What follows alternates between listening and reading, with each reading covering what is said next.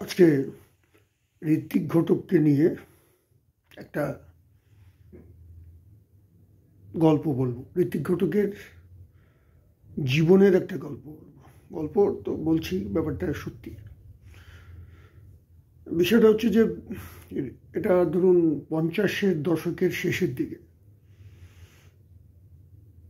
বিখ্যাত পরিচালক বিমল রায় ঋত্বিক ঘটক আর সলিল চৌধুরীকে নিয়ে বম্বে নিয়ে এসছেন।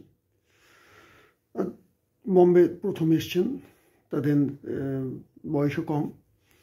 একটা সিনেমা হবে, হিন্দি সিনেমা। তার কাহিনী, চিত্রনাট্য এটা ঋত্বিক ঘটক লিখবেন, ছবিটার মিউজিক করবেন সলিল চৌধুরী। তা ওদের একটা হোটেলে একটা রুম ভাড়া করে রেখে 15 দিন সময় দিয়েছেন, তার মধ্যে ঋত্বিক ঘটক স্ক্রিপ্টটা লিখবেন। তো বিমল রায় তো সব ব্যবস্থা করে চলে গেছেন। এবার ঋত্বিক ঘটক রোজই তার তখন যেটা উনি ওনার যেটা উনি করতেন, একটা সময় মদ খেতেন, কিন্তু স্ক্রিপ্ট লেখার ধার ধারতেন না। এরকম করে 1 দিন 2 দিন 3 দিন, প্রায় 14 দিন ক্রস, 14 দিনের দিন। এটা সলিল চৌধুরীর জবানিতে উনি বলছেন। 15 দিন সকালবেলা, 15তম দিনে সকালে পরিচালক আসবেন প্রযোজকদের নিয়ে, যে তারা স্ক্রিপ্টটা শুনবেন। তখনও ঋত্বিক ঘটক কিন্তু কিছু লিখেনি। উনি এই কদিন দেদার মদ খেয়েছেন। তা তখন যখন আমি ওকে এটা মনে করিয়ে দিলাম, উনি বলছেন, সলিল চৌধুরী উনি বললেন যে যাও নিয়ে তখনও তো উনি ভাবলেশীন আর কি, আর কিছু বললেন না। কিছু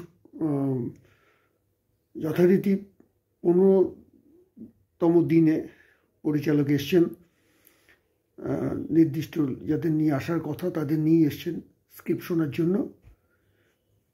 সলিল চৌধুরী বলছেন, আমি তো ভয় আদমরা যে কী হবে, তাও বোম্বে শহর অচেনা আমাদের কাছে। কিন্তু ঋত্বিক ঘটকের মুখে কোনো ভয়ের চিহ্ন মাত্র নেই। ওরা এসছেন, ওরা সব ঘরে বসেছেন চারিদিকে।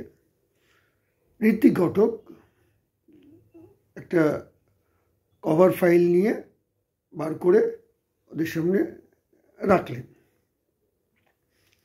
পাতা খুলে। আমি অবাক, উনি স্ক্রিপ্ট পড়া শুরু করলেন। 1 পাতা 2 পাতা 3 পাতা 4-5 পাতা এইভাবে পড়লেন। তারপর স্ক্রিপ্টটা তুলে নিয়ে এইভাবে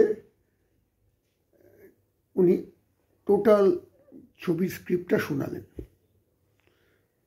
বিমল রায় থেকে যারা প্রযোজক ছিলেন তারা তো স্ক্রিপ্টটা শুনে স্পেল বাউন্ড, অবাক। খুব ভালো লেগেছে তাদের। আরও কিছু টাকা দিয়ে তারা চলে গেল। ওরা চলে যাওয়ার পর সলিল চৌধুরী বললেন যে, কি কখন লিখলে তুমি, কখন লিখলে? বললো, লিখিত নেই, কিচ্ছু লিখিনি। দেখ 4-5 পাতা, তারপরে ফাঁকা। উনি পুরো ব্যাপারটা মাথায় রেখে বানিয়ে বলে গেলেন। এইবার বললেন যে যা, এবার খাতা নিয়ে কাগজ নিয়ে আমি বলবো, তুই লিখবি।